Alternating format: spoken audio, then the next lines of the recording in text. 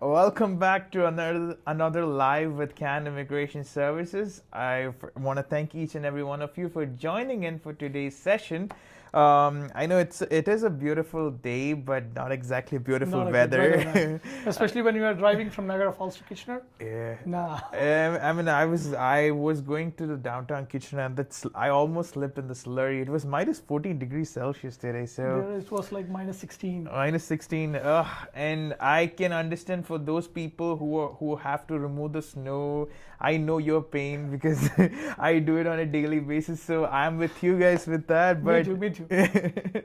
anyways, talking. I know Canada has been even if the weather has not been that great, but Canadian immigration has been good to the people for the last couple of weeks.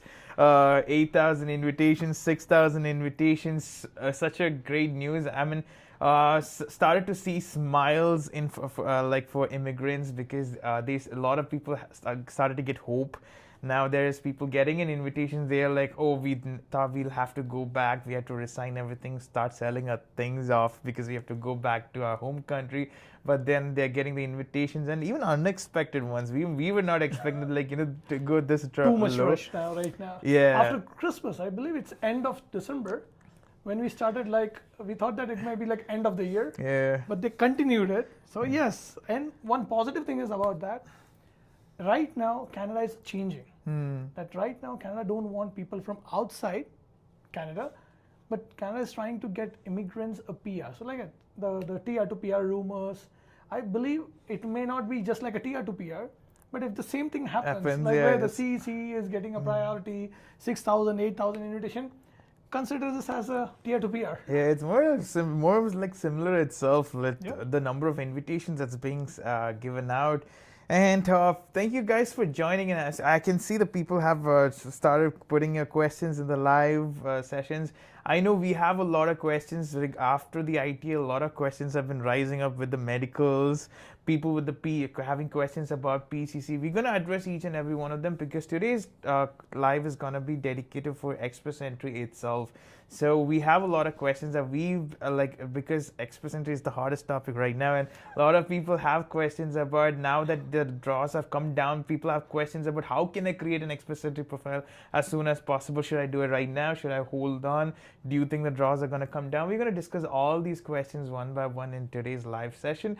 So thank you so much for joining in without wasting any more time. So we will go into your questions as well. If you have any urgent questions, feel free to use the super chat option as well so that you can use it and put it in. We can be able to look into your questions. We'll be able to ask the consultant directly. Let's start. Let's go, Vishnu. So, Vishnu, I think one of the biggest questions I think about Express Entry is, I know everyone's talking about Express Entry, 8,000 invitation, I got a draw. Can you tell to the people who are starting up, who've just completed a course right now, or someone who's planning to migrate to Canada, what exactly is Express Entry? So, in Canada, there is permanent residency process. In the permanent residency process, there are now, we can just literally divide the whole immigration into three segments: federal level, provincial level, and community level.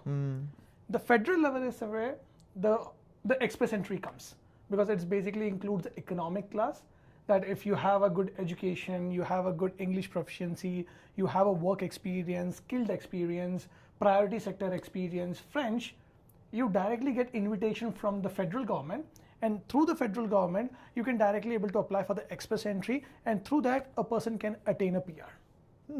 Okay. So with Express Entry, I heard people talk about different streams, different knock codes. Everyone is confused. Is my profile eligible for Express Entry?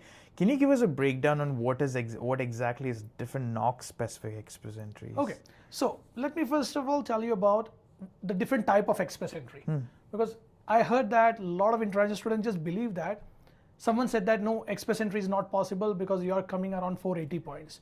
But when I do a document evaluation or when I do the consultation, that person who sitting on 480 points might be qualified to get a PR easily, because that particular individual is working in one of the knock code which is under the category based Express Entry draw. So just to make it clear, the Express Entry is divided into 6 different streams. For example, FSW, that is the foreign worker stream. Then there is a CEC, Canadian Experience Class, skilled trade stream, which is right now it's suspended. Will be coming back hopefully very soon this year, because and there's provinces a lot of need strike and everything that's ongoing and again, as well. Canada needs skilled workers. So there is a greater chance that it will come back, reinstate with some strict regulations, like how the Ontario PNP just happened. Same like that, now there is a French-speaking express entry, and there is a category-based express entry draw, and there is the Ontario, like provincial-based PNPs. So in Ontario, if you're talking about the provincial-based PNP, it's human capital priority stream. So same like that in other provinces too, there are express entry based PNP. So yes, in express entry itself, there are different type of processes are there, in which every process is different from each other, depending upon the eligibility, where you work, are you in Canada, are you outside Canada, it varies type to type. So if an individual is there who maybe came after 12th, if he or she is working under a priority sector, that person might be qualified to apply under the category-based draw. But if someone is there who is working in IT or a general manager job title, but the person have a back home experience and a good CLB in English proficiency is really good, that person may go into the normal CC draw. So again, in express entry, a different varieties of this process, it all has a different eligibility. But unfortunately, a lot of international students just believe that it's all one. So if someone say that, no, I'm not getting a PR, you will also not get a PR through express entry, literally the international students believe that. Okay. One of the major questions that arises with NOC-specific jobs, NOC-specific jobs and category-based express entry draws is, suppose if someone has worked as a nurse, I'm giving as an example back in India or in their home country, and they've come here and started working as a machine operator. With the experience that they have back home, can they claim for, can they apply under their healthcare or the NOC-specific express entry? Definitely. So in express entry, there is no mandate that you have to continue your same profession or you have to follow the same career what you have studied.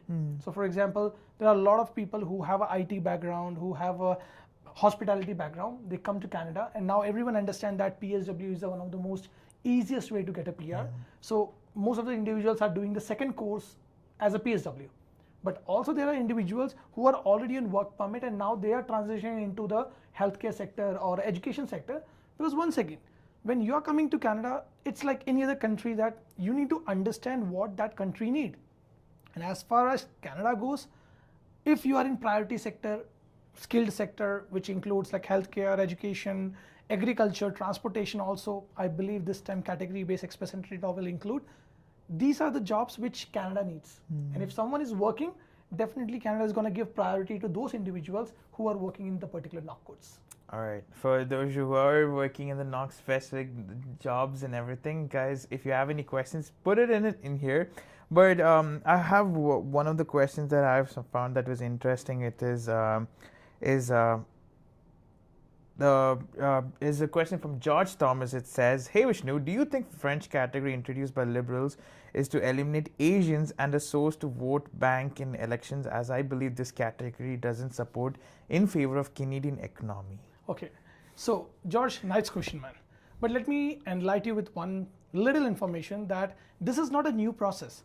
The French-speaking express entry category is there from years.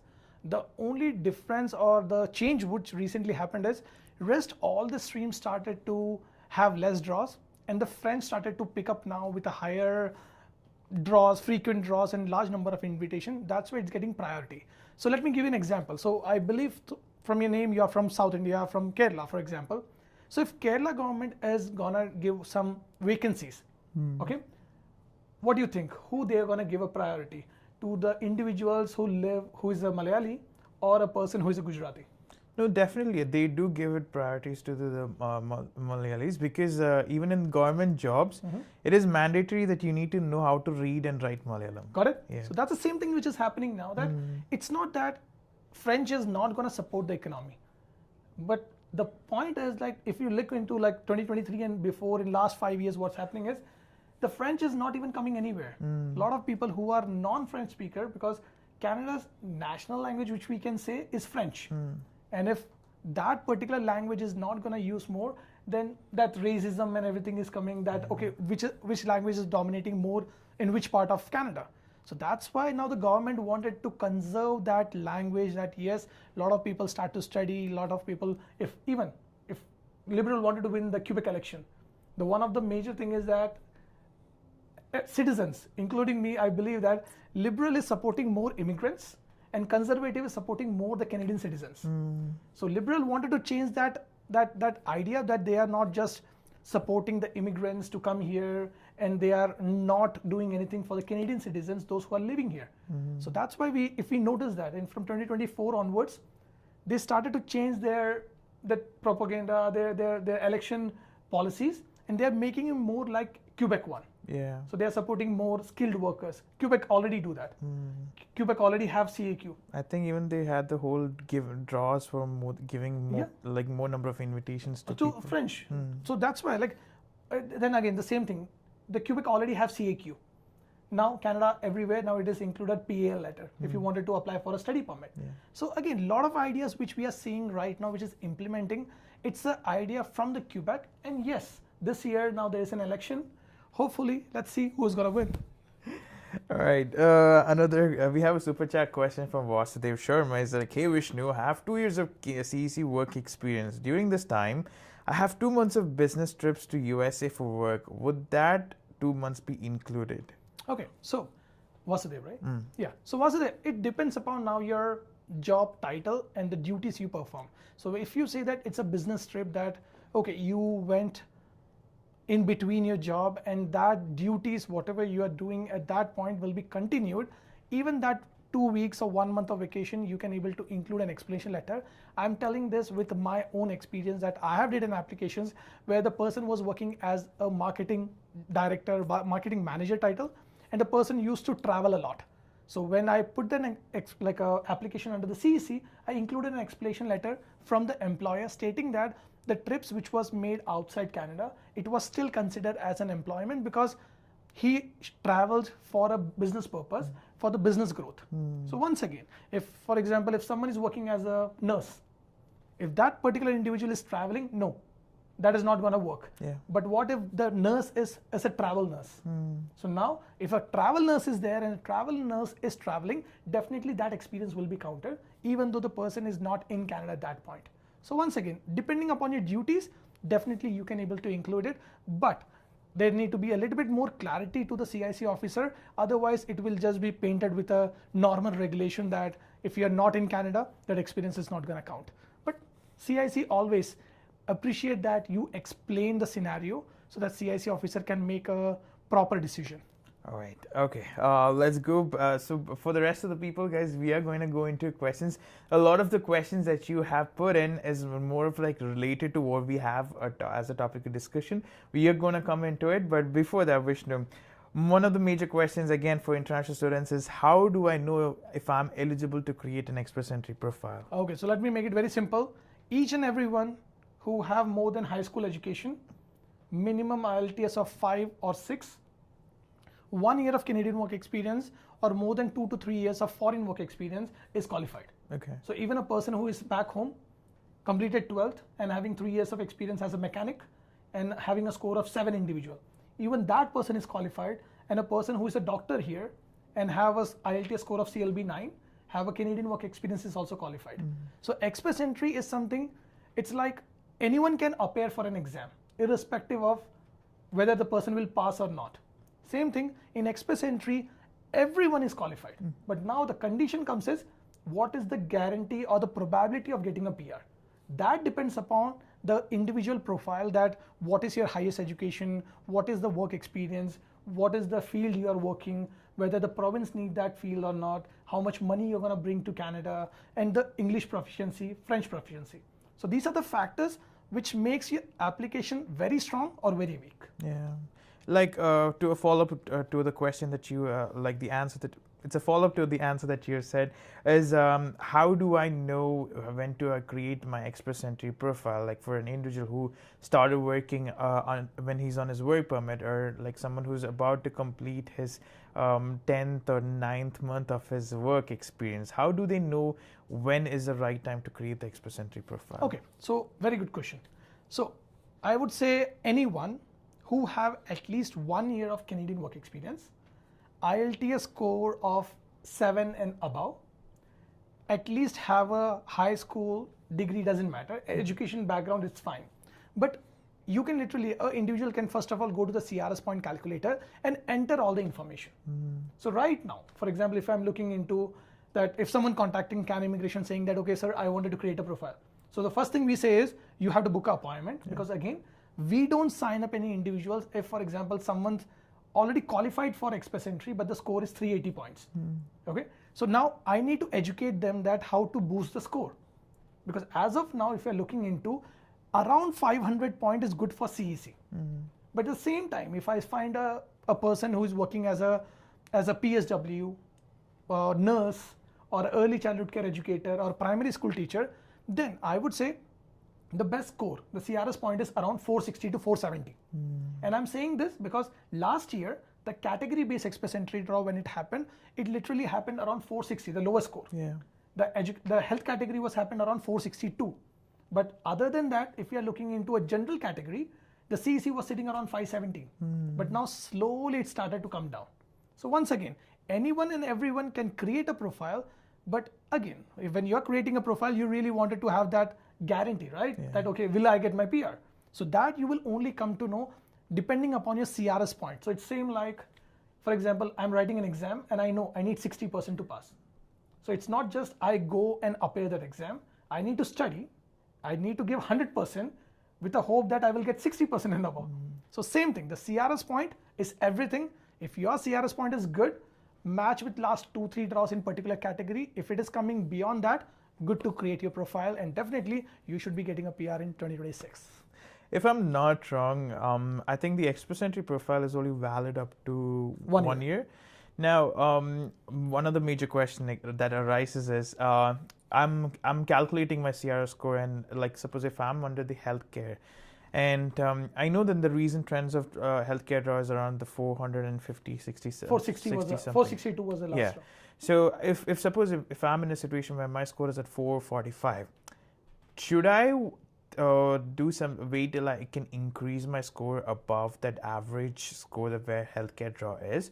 Or is it safe that I create an express entry profile right now and then hopefully wait for the draws to come down? Definitely create a profile. Because now, let me tell you a scenario, okay? When 2024, this whole category based express entry draw was there, the lowest CRS point was 507. Okay, at that point, when the healthcare draw was started, it started with somewhere around 410 and it stopped around 445 around points, 460 point around points. In 2025, it started from 510 and it started to drop down and it ended on 462 points. This year, when we are noticing that there's a significant decline in a normal CEC draw, definitely the score will go down for the category based express entry draw. But again, it is not guaranteed. It is just my observation. So like I always say, I observe things and I tell my clients, but please, if someone wanted to have a highest possibility of getting a PR, and like you said, a person is sitting around 445 points, my primary request to that particular individual would be to create a profile first with 445. Because what if tomorrow a draw come on 440? But after creating a 445, don't just sit. Because now, last year I have a client who was sitting around 460 point in healthcare. I requested multiple times to them that, okay, if possible, do your IELTS. That person said that, sir, the score came to 462, so next time I will get an invitation. And after that, it's a history that everyone knows, score never came below that. Now also, I have clients who are sitting around like 500 points, 505 points. If they would have worked little bit on their own English proficiency, they would have got a PR by this point, or they would have got an invitation by this point. But once again, we are living in a community where people will tell you what is difficult, like learn French, change the province, spend money on employment, go to this immigration firm, that immigration firm, but no one want to tell that what you can do. Yeah. Because now all the international students, when they came here, they were on CLB 7 level. Think about a person living here for 2 years in an English speaking country. Why don't you improve your English proficiency? And it is possible that everyone can get a PR in 2026, either by improving your CRS point or getting a job into a priority sectors. Okay, guys, I'm looking into the live as you guys are even asking questions. I don't see the live. There's no likes happening, guys. If you've been informative and if you have got any of your questions answered, do give us a like for the team so that we are aware that okay, this has been informative for you guys as well as benefiting you in your immigration journey. Going into one of the questions, I think is Rupinder Singh, who's asked, do you think the score can come down to 480? What is your prediction in it? 480 possible, but let me tell you, last year I told on multiple live session also that score may come down to 510. Again, it came only till 515 somewhere, not less than that. But again, like I said, I can tell you that this year again score will go down around 500 or 490 also if this current trend is going on. But once again, it can change anytime. So last year also it came to 518 and suddenly after that it went to 540 because again the number of draw was only 1000 invitations. So immigration can change anytime. So what's the name of Is Rupinder Singh? Yeah, Rupinder.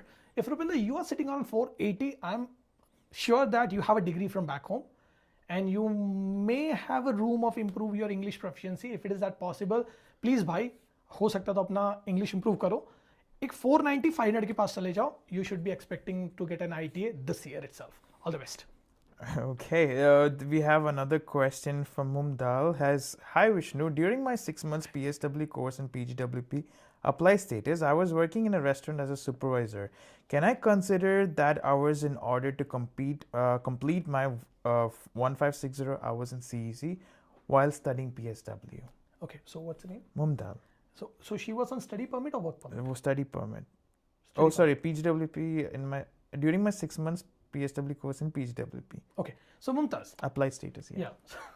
So Mumtaz, you just made the whole scenario question a little bit complicated, but again, you are on implied status. So as per the IRPA, the day you submit your work permit application, you might have received the interim work permit, you might not receive the interim work permit, doesn't matter.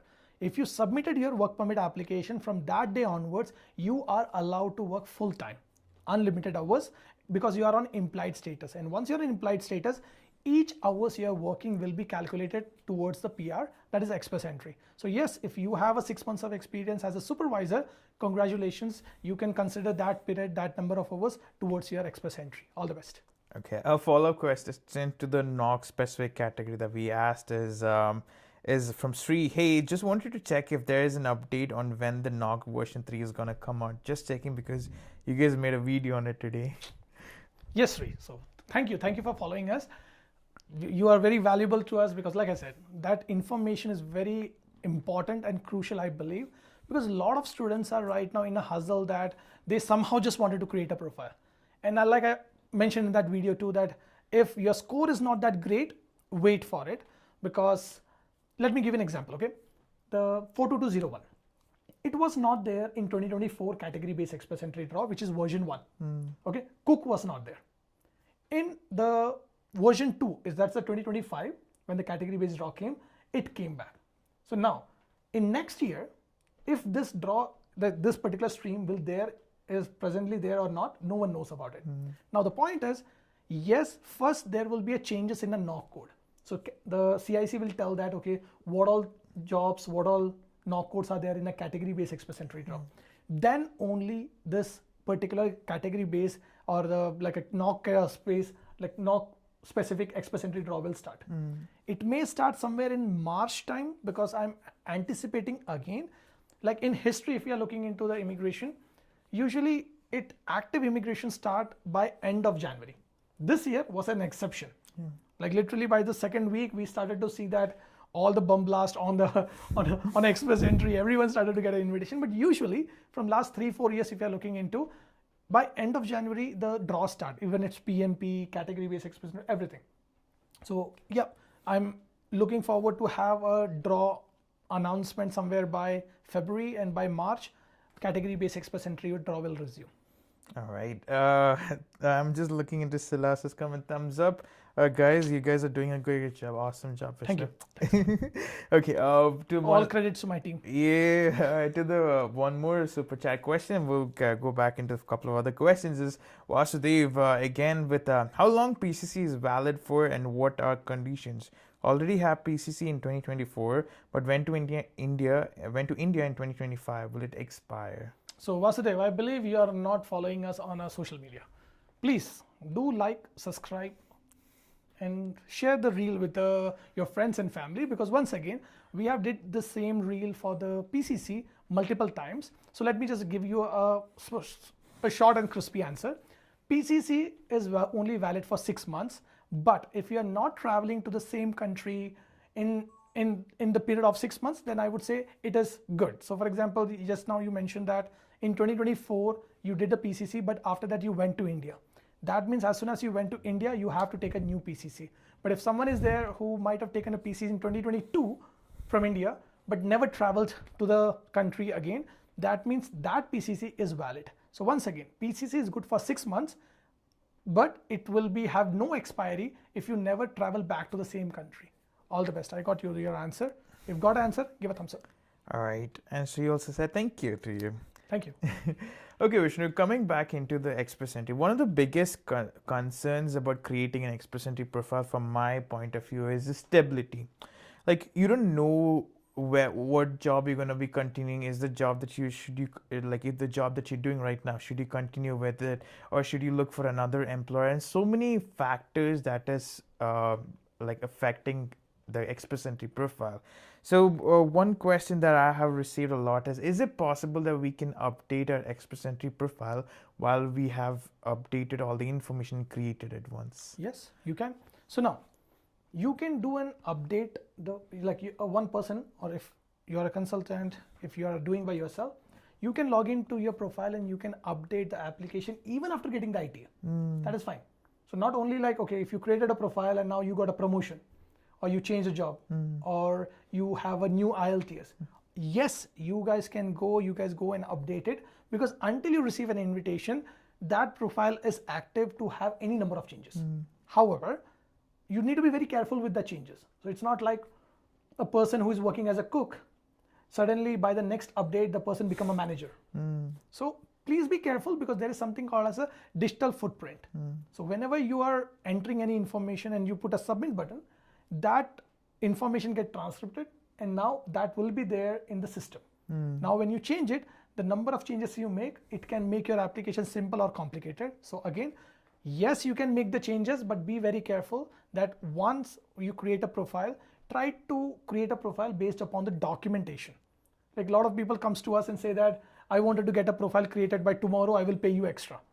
No, we cannot do that, and neither we are going to sign up with them, because once again, when you're taking my representation, the first thing is I'm gonna only create a profile if I see the document. Because later on, if the application get misrepresented or refused, you are not gonna say that, no, it was my mistake that I told my consultant to create a profile. So again, because it's my license, I care about you guys. My humble request is that whenever you create a profile, always look into the knock code information, what we are providing in the Express Entry. It has to be proper. Okay, because I think one of the questions, I have my question about this, can be updated after ITA. Yeah. Now you have also mentioned about the digital footprint, which is one of the biggest concerns right now, because with people who are in NOC specific, I've seen, okay, now that the cook has been added, they changed their position from supervisor to cook. And even with people who were I think we were discussing about it today, is one of the videos where you were discussing about it, is about a family. Like people have kept it unaccompanied spouse, and all of a sudden when they see the scores going down, they move it into a family application, and then when the scores go up, they move it into an unaccompanied spouse. So can you tell what is a safe place that we can edit, or what are the changes we can do, and what are the changes we should not make? So there is no, it's a very gray area. So any kind of changes is fine. So for example, like I have clients where from unaccompanied spouse, they got an invitation and I made it a family application. But now the point is, when I'm making certain changes after invitation, I'm including the submission letter, I'm including the proof, I'm making sure that the CIC officer who is going to look into the document should not feel that, no, this person did a misrepresentation and no, the intention is not correct. So again, it's my responsibility for my clients that I am making that documents with the explanation so that CIC know that, okay, this is genuine thing and this is as per the regulation. Same thing, common law partner. The person was single and suddenly become common law. Once again, you need to look into that it should be within 1 year. Because if from last 2-3 years you are living together, you always mention that you're single. Now your work permit is about to finish, and suddenly you come and say that, yeah, from last 3 years I'm in common law. I'm in a relationship. Yeah. Man, it's not possible, right? So once again, whenever you're doing any changes, you need to have a proper reasoning for that. And yes, if you say that you wanted to make some major changes, like I had one client right now who got an invitation with a knock code which he selected as per him, that was a different knock code. But when I looked into the experience letter and everything, that knock code was totally different. So I literally changed the knock code and I included an explanation letter for that why I changed the knock code. Because when I taken over the profile, I review the documents, and on the document base, the knock code is this. But at the same time, I have another case file today where I'm just looking into the documentation where it is like 21221, and as per me, it should come under 21222.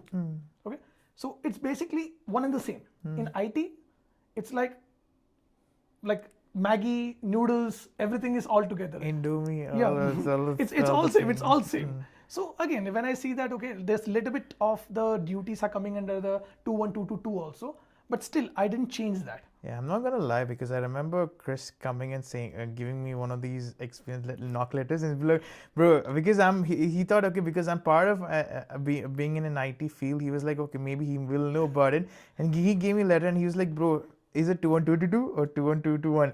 And I did like spend half an hour just to understand what is the difference. That is, not many people know that. So mostly, I'm sorry to say, but immigration firms, lawyers, agents, they also don't look the letters. Everyone, what they do is they just put that on Google, whatever is coming from ChatGPT or Google, they just took that and put it. No, always remember, you need to match the duties, you have to fulfill the employment requirement, you have to look the lead statement, and then you need to identify that which is a particular knock code, which takes a lot of time for us. And that's why if someone comes and says, sir, I'm working as a PSW, can you tell me the knock code?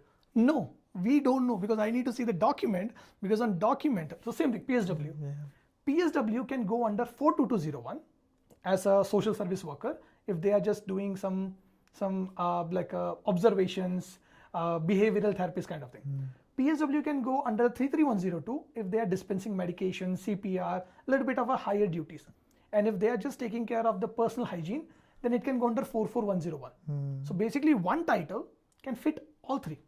Same thing with IT, very common that it's very minute difference between each knock code.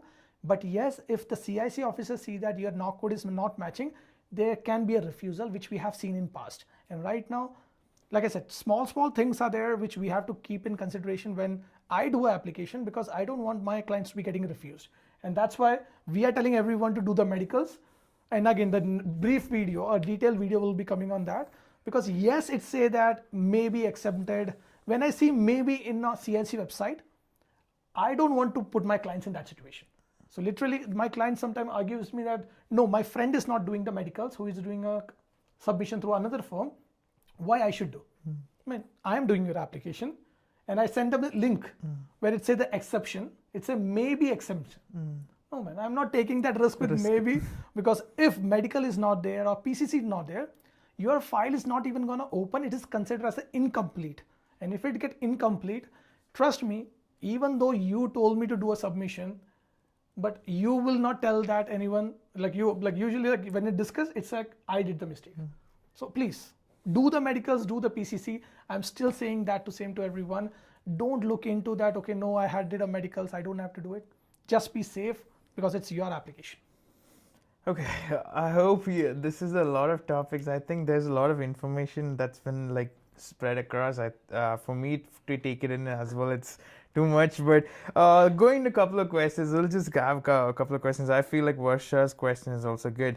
Hi Vishnu, if you were to receive an ITA before completing the 12 months or 1560 hours, how would this affect my application? Are there any implications that I should be aware of? No, Varsha, you're totally good. You can create your profile on a 12th month. because the system calculate month-wise, and on the 12th month you can able to claim the point for CEC, which is again, you're not doing any misrepresentation. It's how the system works. But you can only do the submission once you complete your 1,560 hours. That is basically 52 weeks after 12 months. So a person who started working in January can create the profile in the month of December. But if the person received the invitation in December, the individual has to wait till the person complete the 1 year. So in January only, the PR application has to be submitted. Okay. But again, anyone and everyone, like it's a usual practice for us to creating a profile on the 12th month, so that we don't want to miss any of the draw. Like this time, we are full of IT. Like in my tab, I never went to 7, 8 tabs. So one tab usually on my portal, it's around 10 applications. Oh. And it usually go to 1 or 2 till 2024, 2025. Right now it's on 8th tab.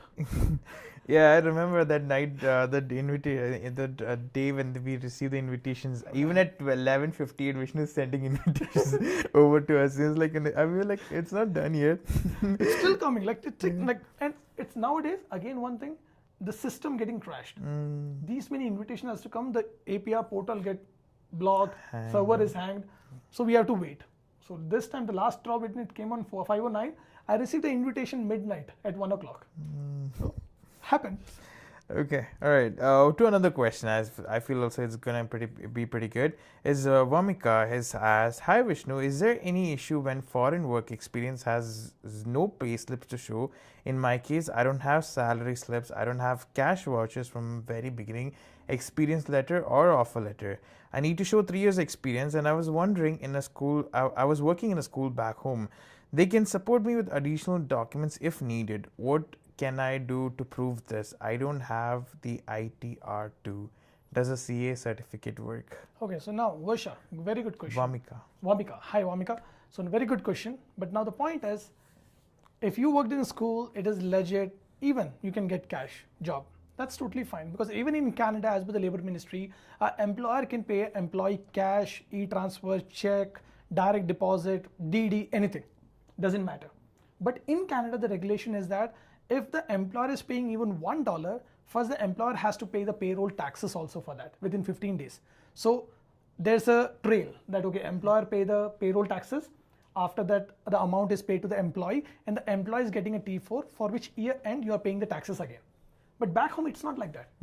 Back home, you only have to pay the taxes if your income is more than 3 lakh or 4 lakh now, as per the new tax slab. So if you are making around 10,000 or 15,000, guess what? You don't even need to have income tax returns. Again, it's a genuine job. Like I said, if you contact any legal immigration firm or a consultant or lawyer, they will guide you with it, that you really don't need to have a pay stub, ITR, when it is not needed. Because now, for example, in school, a teacher may be getting around 10,000 or 15,000. Possibly that the management is paying just you the cash, if it is like 5 years back. But at the same time, if you say you used to get 25,000, now there's an issue, because how an employer can pay you 25,000 in last 2 years? Because now in India, it's everything like a bank, online, Google Pay. So once again, it's depends upon a lot of factors. If I see the document, I can tell you better. But I have a lot of approval where the individual, same like you, got a PR in Canada, and it's not a major deal. If it is ethical, legal, I can support you. And she also said, currently I'm waiting. My score is at 470 along with my family. Still working on my English score, waiting for education draw. I don't know if it will happen. It will. This year you will get an invitation. But again, 470 is a really good score, but you may need to wait. So if you don't want to wait, do your IELTS, do your CELPIP, do your PT. CELPIP and PT is way more better than compared to IELTS. But yes, you will get an invitation. I'm looking forward for a text message from you that you got an invitation this year. All the best. All right, perfect. Then, she just I just got a super chat from her as well. Thank you, Vamika. I hope your question has been answered. And if you got an answer, give a thumbs up. Like, my team really get excited after the live when they see that how many likes. It's a happy thing, right? So please, if you can support, very well. Thank you, guys. Appreciate it. All right, let's go to another question, Vishnu. Is what all are the documents that I need to prepare when I'm creating my Express Entry profile? So, to creating an Express Entry profile in the real world, you don't need any documents. Because, for example, if I'm creating my profile, I know about everything about me. I can literally create a profile without any documents. But that is not how you should create a profile. Always remember, when you create a profile, you need to have a documents first. So for example, your passport. Passport is important because I have seen people have only last name. Okay, there is no first name, or they have first name, no last name. You need to identically put that information in the Express Entry profile. But what happens is, they have first name, middle name, and last name. Everywhere the person is only using the first name and last name. Never do that. So please follow the passport. Second thing, your employment letter. So in your employment letter, maybe on your pay stub and everything, it's just coming as a tech support. But on your offer letter, the designation is tech support 2, 3, 4, like that. You have to copy paste everything as per from your experience letter or offer letter. Another thing is the duration of work. You might have left the job and you might have received an experience for another 2 months, because when company printed it, they might have included your vacation also. But once again, when you create your profile, you need to look into that. When you took a vacation, you have to put a gap there, because once again, Express Entry is all system. It's system calculate. So if there is a person, like I did an appointment today, where the person took a short-term disability break for 3 months. But when she created a profile, the profile is created like from 2024 September onward, she's continuously working till now. But now the point is, if I'm looking into it, technically this month she completed her 12 months of experience. But when she created a profile, there is no break in between. That is again can lead to a refusal, misrepresentation. Same thing with your education documents, like address, college address. It has to be same like what is on your transcript. So for example, there used to be Satellite Private College. So Seneca College, for example, somewhere in Niagara Falls. Again, you need to put an address what is there on your course completion letter and transcript, rather than where you actually studied. Everything need to be as per the documents. So if you have a proper documents, then yes, create a profile. Document list is like your photo, passport, education document includes your transcript, course completion letter, employment documents that includes your employment letter, offer letter, pay stubs, T4, notice of assessment, then PCC, medicals, and if you need to show money, then then a bank statement for 3 months, not just 1 month. Basically pay stubs, I think. No, like if someone is applying for a FSW, then they have to show a certain amount as a show money. It should not be like, okay, the person put today and just showing it. It has to be for last 3 months, or if it is a recent added amount, then you need to show the source of fund. So from where the money came in. So again, those kind of things are a little bit important, but if you need more information, always go to the CIC website. It's very clearly explained that what all documents you need. We will also share that link if it is possible in the comment section. Okay, with the documents part, I think there's one question about that I received from Rishabh is that, hey Vishnu, can I upload passport information again in the national identity document section? Why is it always that I have the struggle? Okay, let's go to the question again. Hi Vishnu, can I upload passport information again in the national identity documents section, as I was unaware that we have to enter Aadhaar info here, and I also mentioned no in all my previous applications. What's your name? Rishabh. Hi Rishabh. You don't even need that information, man. Aadhaar card is not even a legal national document, even in India. Thank you for me to telling you that, but yes, even in India for voting and everything, now the government itself is not taking the Aadhaar card. And again, when you're doing a Canadian application, it's asking for national identity, just mention it no. It is not a mandatory field. You just mention it no, still you can able to proceed further. But yes, if you want to mention it, you can mention Aadhaar card, PAN card, driving license, anything. But trust me, for the PR application from years, I always say no to that.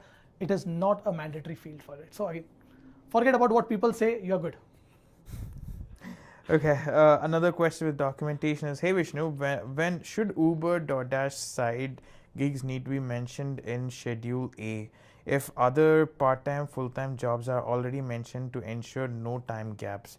My friend already submitted his FED AIP, I don't know, AIP file. What to do right now? Okay, so again, if it is submitted, no need of talking about it. It's already under the process. If it is not proper, the CIC officer will ask you to refill the 5669 if it is needed. Once again, nothing a major deal, you're never gonna get a refusal on that. But yes, if you're putting a personal history, yes, there should not be any gap. If it is even a gig work, part-time work, try to put that in, because CIC officer really wanted to see that there is no gap in last 10 years or after the age of 18. So yeah, you can include Uber and everything in between if you have worked, but you don't need to overcomplicate the situation. That's fine. It is never be a ground of refusal. But yes, if it is not proper, CIC officer will ask you again to get a IMM form filled. That's all. Simple, straightforward. Okay. One of the biggest things that we had, we were pretty proud of in 2024, 2025 was how our clients were able to work remotely, and they were able to secure remote jobs, and they were able to claim it in their foreign work experience. For all those people who are just starting the immigration this right now, can you tell them or brief them an idea about how they can claim the foreign work experience points while working in Canada? Genuine job. That's the only word which you have to keep in mind. That if you are working under CEC class here, like tier 0, 1, 2, 3, you're not working under tier 0, it doesn't matter. If you are on work permit, simultaneously you're working for an employer outside Canada, even in your citizen country, US, UK, doesn't matter.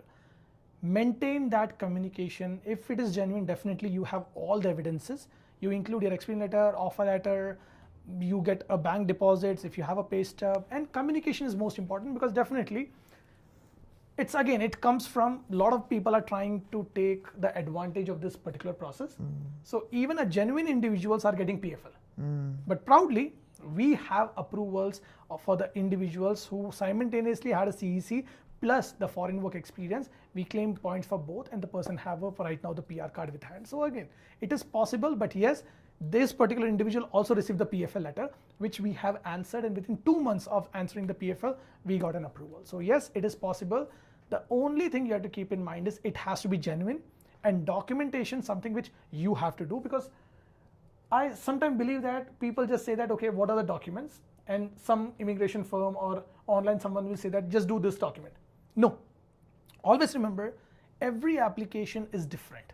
So if you are working in the IT profession, your way of documentation to prove your like a outside FSW experience is different than a person who is working as a psychologist or as a counselor, because again, your communications or your evidences would be different. So again, it depends upon how you do the documentation. But yes, if a proper documentation is there, you definitely can get a PR claiming for FSW experience while you are in Canada. All the best. All right.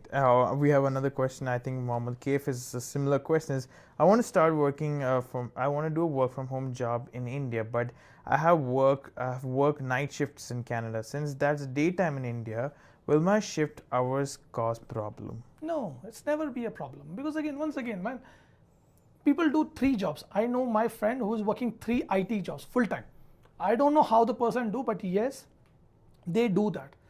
It's maybe a miracle, or maybe I don't know what is behind it, but yes, people do that. Even like international students, they do 1 full-time job, then they do a part-time job, on weekend they do other job. Very common thing. So yes, if you are doing 2 jobs, if it is genuine, don't worry about it. You can definitely able to claim a point. But once again, don't do payroll or fake employment. CIC will definitely know about it, even though you try to be smart, but you cannot be over smart with an individual who might be seeing like 100, 200 applications. With just a glance, like when I see it do a document review, I can literally know that, okay, whether the experience is genuine or not. So think about the CIC officer who is doing this on a daily basis. So please avoid fake documentation. If genuine, definitely you can able to claim the point. All the best. Just a second. All right, sorry. What up? I'm good. Okay. Shaiba said, hi guys, hi Vishnu, how are you? And you guys are awesome, making confusion clear by doing such kind of videos. Hats off to you guys. All credit goes to Abin. He started it like 1 year back. Oh, sure. Our social media was started last year out of it. It started in 2024, February or March time. And if it reached till here, it's just because of he and his team. Azad, who is standing behind the camera, he's also a reason that we reached to this much, and we are like Can family is growing like day by day. So thank you to you, but definitely all credit goes to them, man. I'm just be there Whenever they call me, I'm just here. Only the humble vessel. I'm just. I'm just here whenever they call. Okay.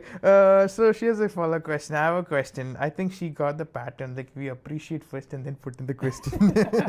She's her questions. I have a question. If someone is doing 6 months of course but online like PSW at the same time, if they're working at a restaurant as supervisor, can they consider this hour to make 1560 hours for CEC? Yes, you can do that, because again, if it is online, you can do online crash course, those kind of thing, but don't do the full-time program like we have mentioned already on social media, that the permit says that you cannot do a vocational full-time courses, so please avoid that. But yeah, if it is online part-time crash courses, definitely you can do that. And along with that, you can do a full-time study if you're already on a work permit or implied status, and that experience is gonna count towards a CEC. All the best. All right, and we have one more super chat question as well. Is hi CanFam, any chance for tech draw for old knock 2024 version 1, or any chance for Ontario Human Capital Priority tech draw? My work permit will expire in 2027 May. My score is at 487. So what's the name? Anne Geo. So hi Anne, definitely I am very positive about this, that there should be in category based draw. Last year I have seen that the CIC or the Canadian government literally neglected 2 streams. That one is transportation, one is IT. Definitely agriculture is also, even though it was there, but no draw happened. But yes, if Canada wanted to develop like the trade war which is going on right now, Canada need to have immigrants who are working in IT. Definitely for the trade war, we need more skilled workers. We need transportation, because basically transportation is the backbone of Canada. So yes, it will come back. I'm positive about it. Either it will be coming under the category based draw, or there would be new stream coming, which is like the rumors which is spreading around, the tier to PR or accelerated PR pathway. Again, I'm not supporting that, but again, yes, I'm very positive about this thing, that IT should be coming back. Then only people will be sticking with the IT jobs. Otherwise, all the IT people are now going and working as a PSW, which is again a good thing, that healthcare system is getting now stronger. But eventually, the developed country has to build their IT system. So IT will be coming back, and the human capital priority stream, take this in writing, before April 2026, we can expect at least 1 draw. Because again, Ontario need more skilled workers in IT profession, same like BC and Alberta. But Alberta, I'm not commenting anything. The premier is totally different, so no. But again, BC and Ontario, I'm anticipating few draws very soon in IT profession. All the best. Okay, one more question I think regarding to the documents is, Vishnu, my employer pay me by check. Can I just show that for my CC experience, pay stubs are on paper and he can provide experience letter and offer letter? Totally fine. Totally fine. And that is how it has to be, because once again, this new pay stub, what you see, that is all online generated. But if the employer is old, they might be using the old CRA like there's a website where they go and print the paper.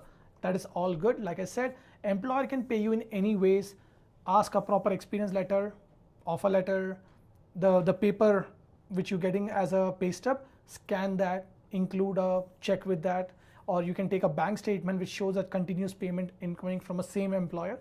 All good. I have did hundreds of application, and let me tell you one more thing. My job which got me PR was literally like that, where the pay stub was like generated from the CRA. Oh. So again, it was paid in check, the CRA form which was a T4, the pay stub, totally fine. If I'm a citizen now, you can be a PR. All the best. All right, Vishnu, I think it's we'll just wrap up with a couple of other questions. I think one of the last questions is, if X% one of the last questions actually I think we should probably wrap up this session is, how do I know that X% is my best option, or should I have my options open for other pathways in immigration? Always plan B and plan C. Whenever you come to Canada, always have these 2 things, plan B and plan C. It's not just about the immigration. Anything you do, even if you're doing a job, always it is required. If you're studying, if you're upgrading your skill, always you need to have a multiple skills with you. So definitely, Express Entry is a very good pathway, because it's very straightforward. It's number based, number never lies. and it is one of the most fastest way to get a PR. But once again, what if like in 2024, 2025, the CEC draw doesn't come, or they just halt on it? So always have a plan B, but it doesn't mean that everyone has to go with a plan B, because like I said, anyone and everyone who's sitting around more than 500 points will get a PR in 2026. This guy got a PR with 1 year study, 1 year work permit, continuously working, and that is also PR with whole family. Again, this is not my credit, that is his credit, that he has education, he has an experience, he has a work experience in Canada, outside Canada. With that, 521 points. But guess what? When he signed up with us, that time the score was 540 something. With the prime example is that his friends who believe that with 521 also PR is not possible, now I can tell that how the people are getting PR even with 509 points. So please always focus on highest CRS point. Yes, Express entry is a beautiful path, but still having a plan B just makes you a wise man and easy way to get a PR in 2026. All right, and we'll wrap up the session with one more last question, Vishnu. Can you tell 3 pros and 3 cons of Express entry? So let's talk about the pros. Then let's talk about the Cons. Okay, so positive things are, 1, it's simple, straightforward, and anyone can do. So you don't need to depend upon the immigration firm. Second, financially it's very good, because you just need to pay 1,650. That's a CIC application fees. So how you apply for your postgrad work permit using the GC key, the same way you can log in. If you're watching movie this weekend, in spite of that, go to YouTube and check that how to create my Express entry profile. Anyone can have that information how to create it. So it's first of all easy. Second one, it's financially good. And third thing is way more fast approval. Just 2 to 4 months to get an approval. Now, negative side is, if someone who came after 12th, unfortunately, that person may not able to meet the good CRS point. So for those individuals who came after 12th and not having a priority sector job or do not have a good English proficiency, then unfortunately, the Express entry is not good for them. Second, you need to have a tier 0, 1, 2, 3 job only. So if you're working in a tier 4 or 5, or if you just worked for last 3 years in Canada on postgrad work permit only for 6 months or 9 months, no use. And third and biggest drawback is your experience is only good for 3 years. So if someone worked first year of their work permit, and after that the person tried to do French or something and tried to see that, okay, yeah, I will get my invitation sometime later. In next 2 years after that experience, that person is not qualified under the CEC. But once again, even though he is not qualified under CEC, still the points are there. So he may get qualified into FSW, category-based Express entry draw, other streams. So everything has its positive and negatives, but it all depends upon profile to profile. All right, I think that was a good ending, and that was a good explanation as well. I was pretty happy about it, and I hope this session was very informative for you. I can see 13 likes. That means 13 people were pretty satisfied with the live session. Thank you so much, guys, for joining in, and a lot of people. I know a lot when I see the comments. A lot of these names are very constant, and I thank you guys for joining in weekly and supporting us and like being part of these sessions. I hope your questions were being answered. In case if your questions were not being answered in this session, we always have the option to put it right after this live is done. Our team, or even Vishnu 100%. will give you a comment to that question if it is something that we can give from an immigration point of view. We never leave any comments unattended. You definitely will get a response. So please, sorry, because of time constraint, we may not able to answer, but yes, you can definitely include that in the comment section. I will definitely respond to that. All the best. And Vasudeva says, thanks a ton, followed, liked, and subscribed. And as always, guys, thank you, Vasudeva. Do like, share, and subscribe. So subscribe So that you get more immigration updates and content and more informative videos like this. With all that, that's it for now. You guys have a great weekend and enjoy shoveling the snow. Happy winters. Bye. See you, everyone.